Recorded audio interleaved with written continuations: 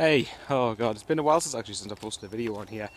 I didn't bother posting a video after the Everton game because, quite frankly, I couldn't be bothered to. I went to Goodison Park, and I will say the Sunderland fans were absolutely class. That was probably the best I've experienced in terms of away days. I mean, the result was obviously poor, but at the same time, the fans, I was in the middle of the singing end of the fans, and it's amazing that we're 2-0 down. We weren't really, apart from Defoe's chance at 1-0, we weren't really looking like scoring, and they're still singing their hearts out. Further proof these fans deserve more. But anyway, I was just thinking, since we obviously play Man City at the weekend, and we're going to get absolutely smashed, so congratulations in advance City fans, if any are watching this. Congratulations in advance on 3 points. I thought it would be quite fun, since also because 3 years since we went to Wembley. 3 years since we played in the cup final. I was just thinking about it constantly, because everyone on social media has gone on about it this week. And I just looked back at the clubs of Sunderland's official club's Twitter feed about Borini's goal and the commentator going berserk, or even Martin Tyler, the iconic moment when Borini scores at Wembley for us.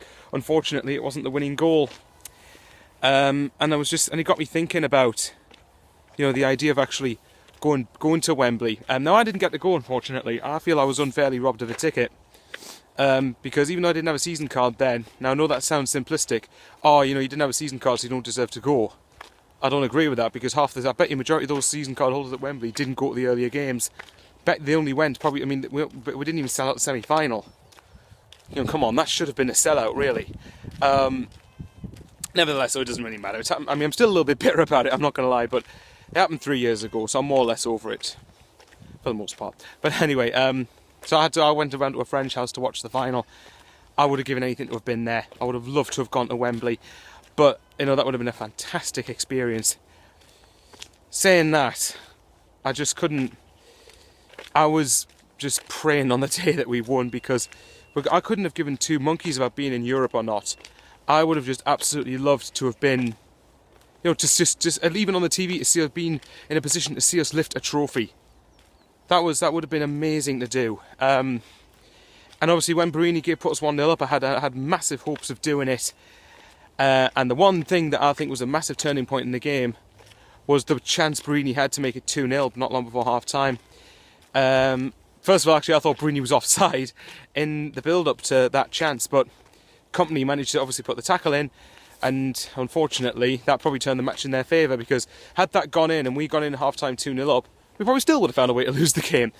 No, I mean, we may very well have won it. We don't know. Obviously it's ifs and buts, of course it is. We're never going to know what actually would have happened had this happened, had that happened.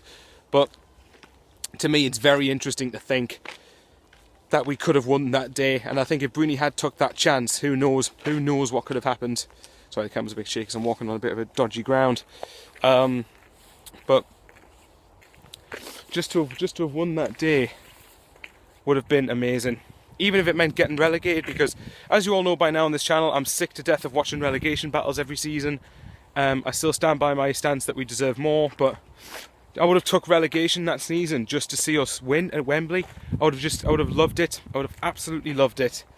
I couldn't have given two monkeys about being in Europe. I would just love to have seen us lift the cup, because I know that chances are we are not going to get to Wembley again unless it's for a playoff final or something like that. Which even then is not really lifting a trophy.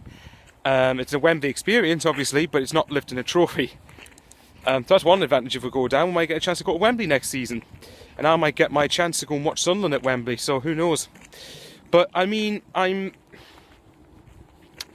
it just says a lot, doesn't it? The funny thing was, I've got a couple of close friends who are Newcastle fans.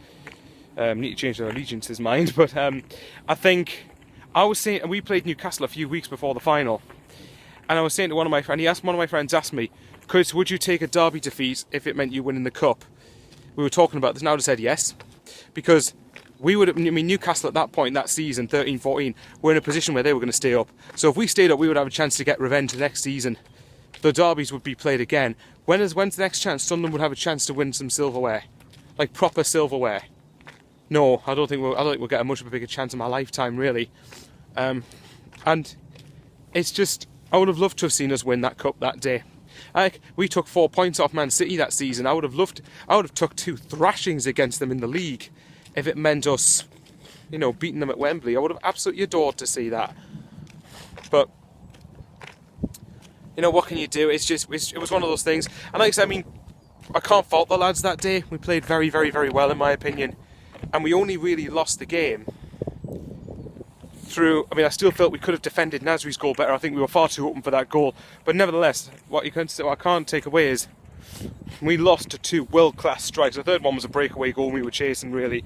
So I'm not going to say it doesn't count, but, you know, because it still does. Obviously, they won 3-1, but,